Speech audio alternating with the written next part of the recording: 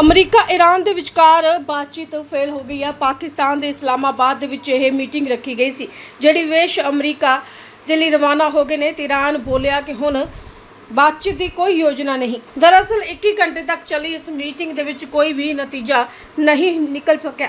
उम्मीद जताई जा रही सी कि इस मीटिंग दे विच शांति वार्ता का कोई राह निकलेगा, पर यह नतीजा नहीं कढ़ सकी ते मीटिंग बेनतीजा रही है। पाकिस्तान की राजधानी इस्लामाबाद विच ईरान ते अमेरिका के विचकार पहले दो राउंड के करीब 14 घंटे तक सीज फायर चली। ईरान सरकार का कहना सी कि पहले दौर नूं फिलहाल रोक दिता गया सी, पर इस दे बावजूद 21 घंटे तक चली इस मीटिंग दे विच कोई भी नतीजा नहीं निकल सकिया। इस सीज फायर वार्ता दे विच पीस की उम्मीद की जा रही सी ते इस विच शहबाज शरीफ प्रधानमंत्री, आसिम मुनीर सेना प्रमुख, इशाक डार विदेश मंत्री ते आसिम मलिक राष्ट्रीय सुरक्षा सलाहकार मौजूद सन ते अमरीका दे वल्लों जेडी वेस उपराष्ट्रपति ते स्टीव विस्कॉफ स्पैशल प्रतिनिधि भी शामिल सन। ईरान दे वल्लों मोहम्मद बागेर, अब्बास अराकाची ते होर कई लोग मौजूद रहे। इस दे बावजूद इस मीटिंग दे विच कोई भी नतीजा नहीं कढ़िया जा सकिया। ईरानी वफद ने अमरीका दीयां मंगां नूं एक पक्षी ते अति कठोर दसदिआं रद्द कर दिता। तेहरान ने कहा कि बिना किसी बदले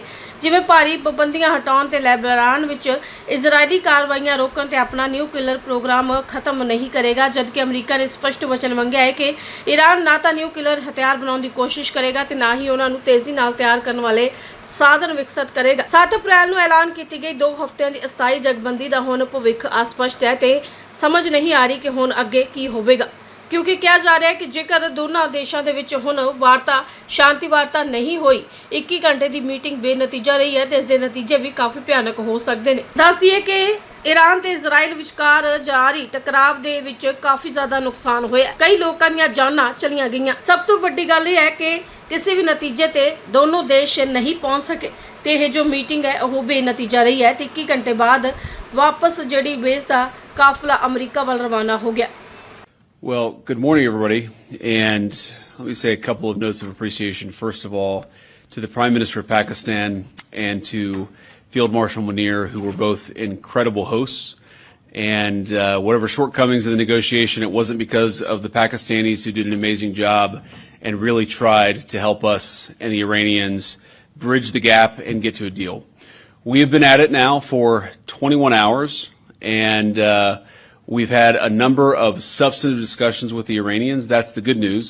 The bad news is that we have not reached an agreement, and I think that's bad news for Iran much more than it's bad news for the United States of America. So we go back to the United States having not come to an agreement. We've made very clear what our red lines are, what things we're willing to accommodate them on, and what things we're not willing to accommodate them on. And we've made that as clear as we possibly could, and they have chosen not to accept our terms. Questions? Sir, Nick Robertson from CNN. Precisely what have they rejected here? Can you help us understand it a little bit? Well, I won't go into all the details because I don't want to negotiate in public after we've negotiated for 21 hours in private. But the simple fact is that we need to see an affirmative commitment that they will not seek a nuclear weapon, and they will not seek the tools that would enable them to quickly achieve a nuclear weapon. That is the core goal of the President of the United States, and that's what we've tried to achieve through these negotiations. Again, their nuclear program, such as it is, the enrichment facilities that they had before, they've been destroyed. But the simple question is, do we see a fundamental commitment of will for the Iranians not to develop a nuclear weapon, not just now, not just 2 years from now, but for the long term? We haven't seen that yet. We hope that we will.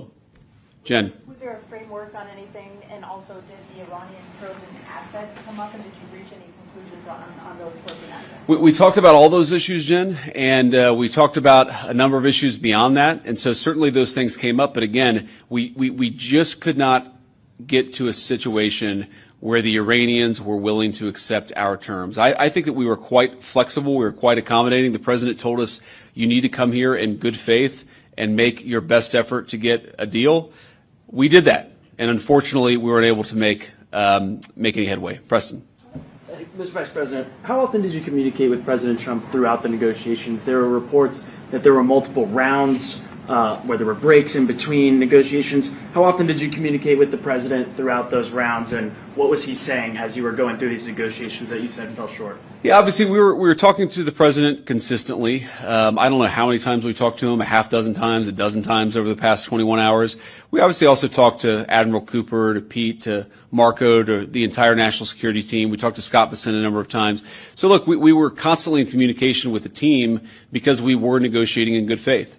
And we leave here with a very simple proposal, a method of understanding that is our final and best offer. We'll see if the Iranians accept it. Thank you.